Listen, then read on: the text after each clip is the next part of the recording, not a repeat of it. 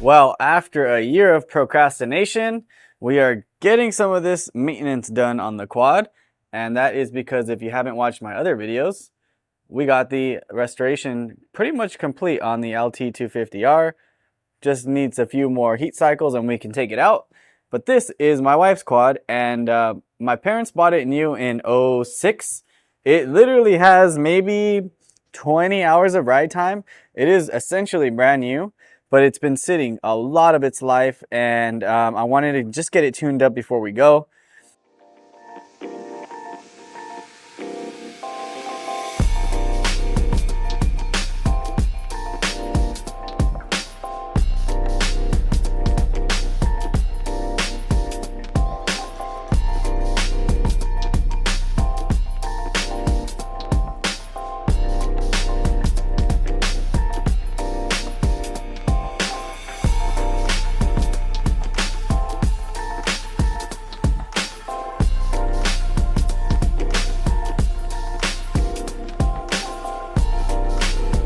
Okay, so what you just saw me do was basically strip down the bike to get access to the fuel tank, and I'm going to show you why in just a second. But for now, we're going to keep letting the motor drain. That oil is super old, super dirty, so I want as much of it to come out as possible.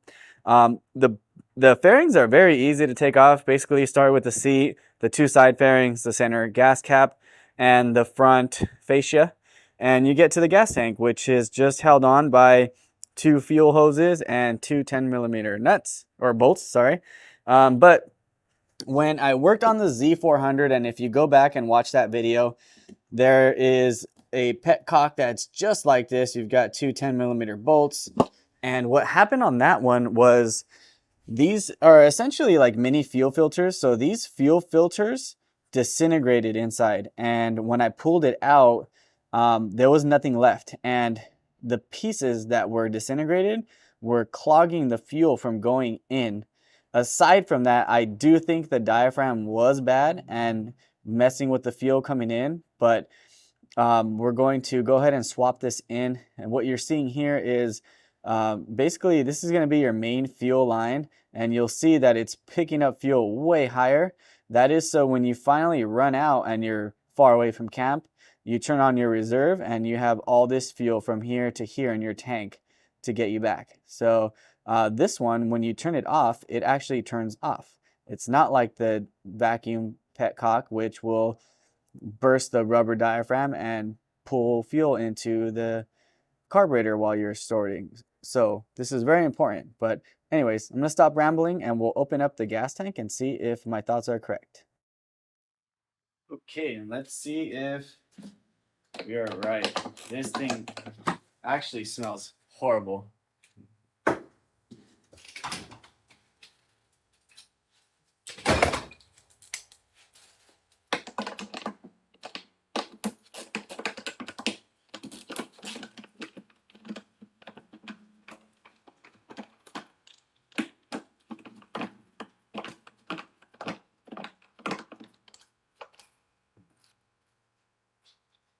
All right, let's see here.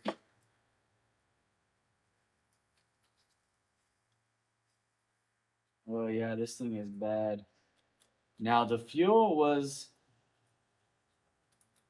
this screen is completely ruptured, so I don't know if it has junk inside or if the diaphragm's bad, but this isn't as bad as the LTZ400. That one, this plastic was completely gone, and so was this one, but this one's still there, so that's good. But we'll take a look inside the tank and see what's going on in there.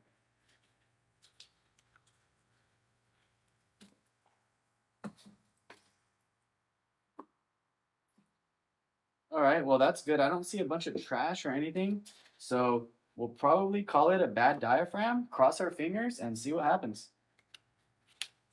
All right, guys, we flushed out the gas tank with some fresh fuel, swashed it around a little bit, and got it out. So now we're just going to be dropping this in and using the factory bolts and just snugging it up by hand. This thing doesn't have to get sent home all crazy.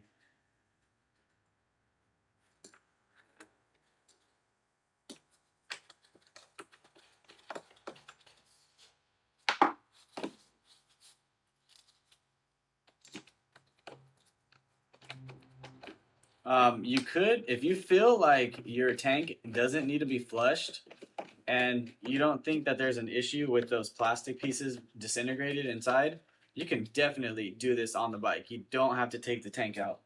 I just did to the tank since we're already going to be working on the bike to do some tune-ups and changing the fairings. I figured let's just take it off and flush it, which was a good call because it was pretty brown on the first flush. I did 2 of them just with a little bit of fresh feel.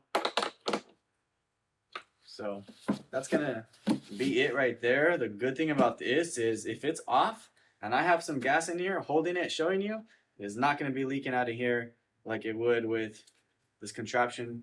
This is what your vacuum petcock looks like when the vacuum shutoff does not work. I don't know why Suzuki chose it, but it's out of here now and we're on to the next project. We got the fuel tank back on. I ended up throwing the spark plug on the other side real quick. And we're going to reuse this fuel line. I bought some other fuel line, but it's actually like really high pressure automotive line. And this is just pretty much gravity fed, so it doesn't need to be crazy. And I think it's in good condition. So we'll just keep it OEM and we're just gonna snip it right here, slide the clip back and call it done. We ran out of daylight yesterday, but we are starting fresh today and we're gonna catch up on what I did off camera. So really quick, if you got a sharp eye, you'll notice that we have brand new plastics on here. I've actually had these sitting in the garage for a very long time and they are to replace these plastics that got all beat up. And we'll walk out here just so you can see the old ones and why I changed them. So they got jacked up really bad when the bike went over. When my parents owned it, they lent it out, and this is how stuff comes back when you lend it out. So we got all new plastics. Eventually I will be getting some decals, but for now we're just gonna leave it without and continue on with the maintenance project. And just a quick little recap on the work we did yesterday. We did drain the oil and we let it drain for quite a long time. So right now I am just getting the oil filter swapped out so I don't get ahead of myself and try to start it without engine oil.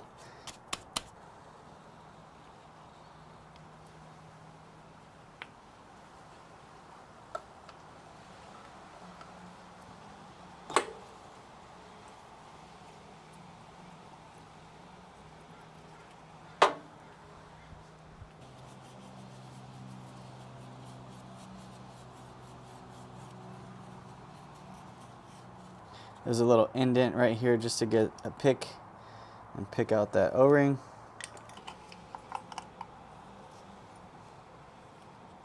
And these only go on one way. They are offset, so you can't mess up the position of this thing.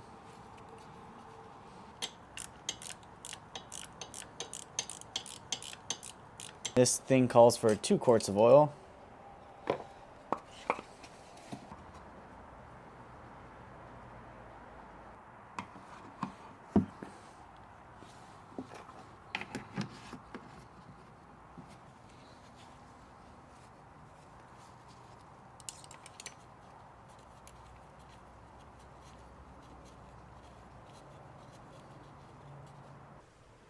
Real quick before we do the first cold start, I just wanted to go over a few things.